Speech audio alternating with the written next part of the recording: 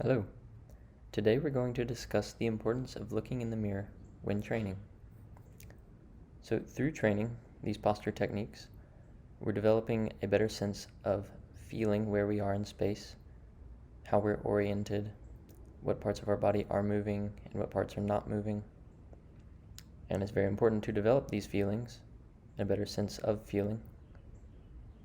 But we can't necessarily depend on these feelings exclusively. What we see will reveal what we're not feeling. And so I just played around with all the different shapes and angles that I can make with my spine and my pelvis. And here I am resting in neutral orientation.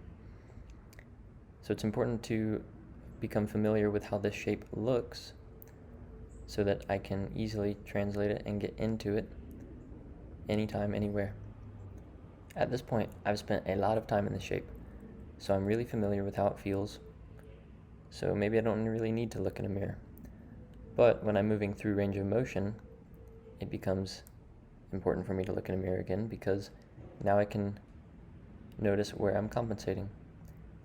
Now, thankfully, I've also practiced this movement a lot, so I don't have to move my spine. I'm able to move only the hips like I'm trying to. But let's say I do something more difficult, like a plank. Okay, so now I'm trying to extend my hips without extending my spine. This is something that really challenges me, and I can't really feel it accurately. So I have to make sure, by looking through the mirror, that I'm not compensating, that I'm not sacrificing the shape of my spine in order to get what feels like hip extension.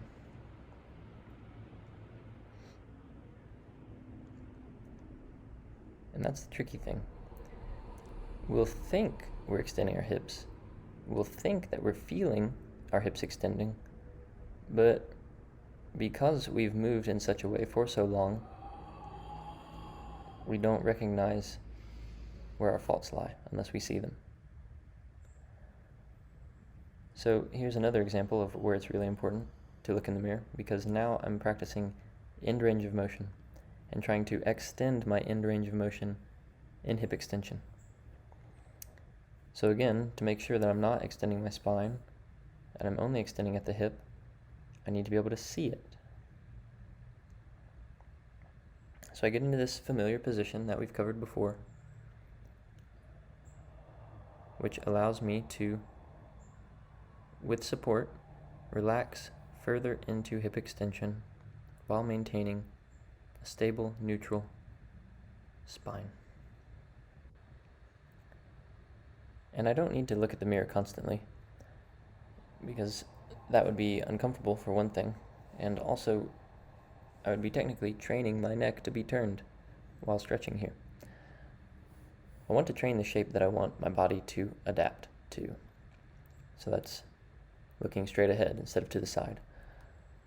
But every so often I'll look over, make sure I'm in the shape that I want to be in, make adjustments if necessary, and then resume a normal position. So maybe you don't have a mirror or don't have access to one. You can always just use your phone to record and play it back and see. This has been advantageous to me since I've started making these videos because I'm seeing more than I was able to see just by looking through the mirror. But of course you can't make real-time adjustments, so you are limited, but it is still advantageous. Either way, I think it is absolutely essential to be able to see what shape you're training, because there's no other way to really know. So definitely make a point of incorporating the visual aspect. So next, I'm going to check my shape in the mirror. Standing, the shape that we are fundamentally training by training our posture, aligning our spine. So now I can see if I'm tilted forward or backward, if I'm extended, slouched, whatever, and simply track my progress like I mentioned. This is motivating to see the changes that you're making, how much more relaxed and upright you can be simply by breathing. We're also just getting comfortable looking at ourselves and accepting where we are and who we are. It is important to accept ourselves and to remember that we have the power to be who we want to be. I realize that I am more confident now than I've ever been in my life. And every single day my confidence rises. I am able to express openly and authentically, and I feel heard. People want to hear what I have to express because I have great value to offer the world.